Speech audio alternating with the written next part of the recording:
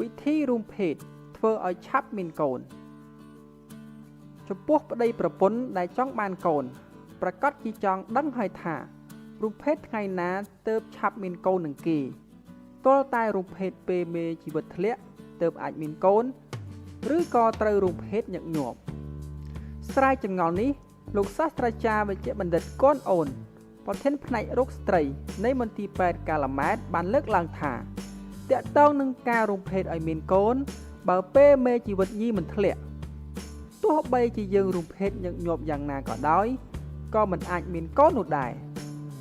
នៅពេលសួរថាថ្ងៃណាដែលមេជីវិតញីធ្លាក់លោកសាស្ត្រាចារ្យផ្នែកសម្ភពនិងរោគស្ត្រីនៃសាកលវិទ្យាល័យវិទ្យាសាស្ត្រសុខាភិបាលរូបនេះបានឆ្លើយថា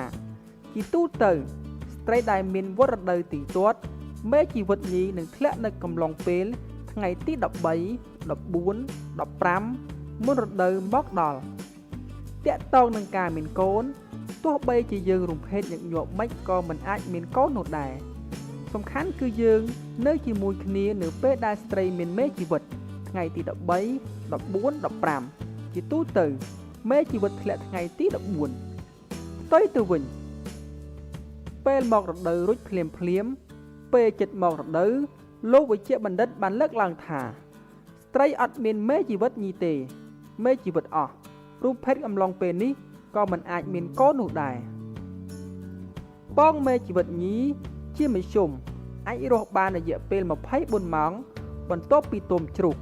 ហើយរយៈពេល24ម៉ោងនេះគឺសំខាន់ណាស់ដើម្បីបង្កកំណើតដោយចាំបាច់ត្រូវបានជួបជាមួយមេជីវិតឈ្មោលទើបការបង្កកំណើតអាចដំណើរការទៅបានបើពងមេជីវិតញីអាចជួបជាមួយនឹងមេជីវិតឈ្មោលមានសុខភាពល្អទៅតាមផ្លូវមកកាន់ស្បូននោះរបត់នៃការបង្កើតមេជីវិតថ្មីមួយនឹងកាត់ឡើងភ្លាមតែបើមិនដូចនោះទេ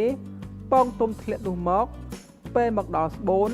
វានឹងរលាយបាត់ដោយឯកឯងក្នុងករណីដែលមានសំណួរឬក៏អន្ទិលសង្ស័យកុំភ្លេចទៅជួបជាមួយនឹងគ្រូពេទ្យជំនាញដើម្បីពិគ្រោះប្រឹក្សាយោបល់